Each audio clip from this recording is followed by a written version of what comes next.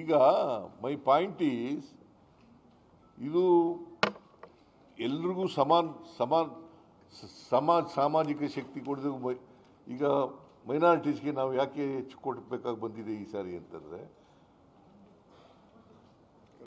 ಅವರಿಗೆ ಎಜುಕೇಷನ್ನು ಇದೆಯಾ? ಇರ್ತದೆ ಅಂದರೆ ಆಮೇಲೆ ನಾವು ಮೈನಾರಿಟೀಸ್ ಇನ್ಸ್ಟಿಟ್ಯೂಷನ್ಗಳು ಮಾಡಿದ್ರು ಕೂಡ ಎಜುಕೇಷನ್ 75% ಮೈನಾರಿಟೀಸ್ಗೆ, 25% ಬೇರೆಯವ್ರಿಗೂ ಕೊಡ್ತೀವಿ, ಅದರ್ಸ್ಗೂ ಕೊಡ್ತೀವಿ. See, what is the percentage of literacy among minorities? The lowest. ಅದಕ್ಕೆ ನಾವು ಸಮಾನತೆಯಲ್ಲಿ ನಂಬಿಕೆ ಇಟ್ಕೊಂಡಿರ್ತಕ್ಕಂಥವ್ರು. ಸಬ್ಕೆ ನಾವು ಅವ್ರ ಥರ ಹೇಳೋದು ಇಲ್ಲ. ಸಬ್ಕ ಸಾಥ್ ಸಬ್ಕ ವಿಕಾಸ್ ಅಂತ ಹೇಳೋದಿಲ್ಲ.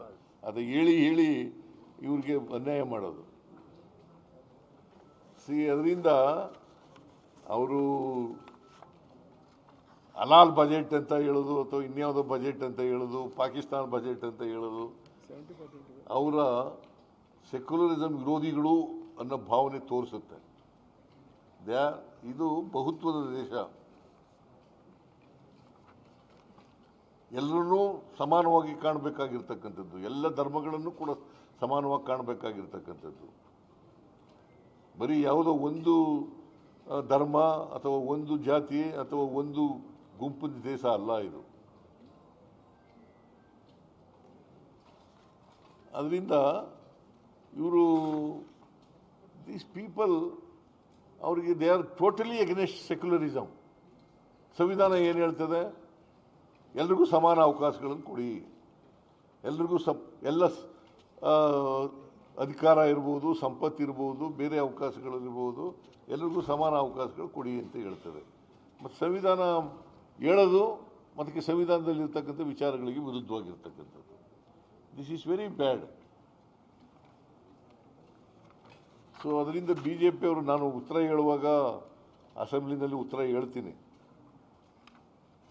ಹೇಗೆ ಇವರು ಸಂಕುಚಿತ ಮನೋಭಾವ ಇರ್ತಕ್ಕಂಥವರು, ಹೇಗೆ ಸಂವಿಧಾನಕ್ಕೆ ವಿರುದ್ಧವಾಗಿದ್ದಾರೆ ಇವರು, ಸಂವಿಧಾನದ ಧ್ಯೇಯೋದ್ದೇಶಗಳಿಗೆ ವಿರುದ್ಧವಾಗಿದ್ದಾರೆ ಇವರು, ಸೆಕ್ಯುಲರಿಸಮ್ಗೆ ವಿರುದ್ಧವಾಗಿದ್ದಾರೆ ಇವರು, ಬಹುತ್ವಕ್ಕೆ ವಿರುದ್ಧವಾಗಿದ್ದಾರೆ ಇವರು. ಇದೆಲ್ಲ ಉತ್ತರ ಹೇಳುವಾಗ ಹೇಳ್ತೀನಿ, ಬಟ್ ಇಲ್ಲೆಲ್ಲ ಡೀಟೇಲ್ ಎಲ್ಲ ಹೇಳಕ್ಕೆ ಹೋಗೋದಿಲ್ಲ ನಾನು. ಈ ಬಜೆಟ್ ಇದೆಯಲ್ಲ, ದೂರದೃಷ್ಟಿ ಇರ್ತಕ್ಕಂಥದ್ದು, ಎಲ್ಲರನ್ನೂ ಸಮಾನತೆಯನ್ನು ಕೊಡ್ತಕ್ಕಂಥದ್ದು, ಮತ್ತು ಆರ್ಥಿಕ ಸಾಮಾಜಿಕ ಬೆಳವಣಿಗೆಯನ್ನು ಮಾಡ್ತಕ್ಕಂಥದ್ದು, ಜೊತೆಗೆ ಫಿಸ್ಕಲ್ ರೆಸ್ಪಾನ್ಸಿಬಿಲಿಟಿ ಆ್ಯಕ್ಟನ್ನು ನಾವು ಏನು ಪಾಸ್ ಮಾಡ್ಕೊಂಡಿದ್ದೀವಿ ಅದಕ್ಕೆ ಆ ಮಾನದಂಡಗಳಿಗೆ ಅನುಗುಣವಾಗಿ ಮಾಡ್ತಕ್ಕಂಥ ಬಜೆಟ್ ಇದು. ಆಮೇಲೆ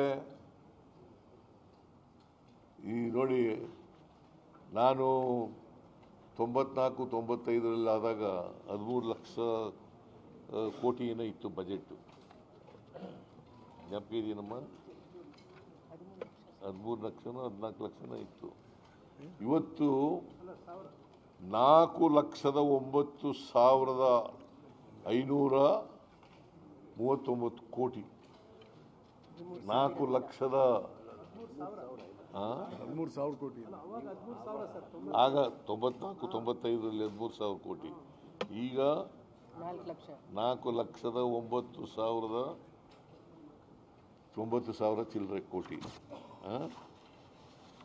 ಸೊ ನಾನು ಹೆಮ್ಮೆ ಪಡ್ತಾ ಇದ್ದೀನಿ, ಕರ್ನಾಟಕ ರಾಜ್ಯದ ಬಜೆಟ್ ಗಾತ್ರ 4 ಲಕ್ಷ ಆಗಿದೆಯಲ್ಲ ಅಂತೇಳಿ ಹೆಮ್ಮೆ ಪಡ್ತಾ ಇದ್ದೀನಿ.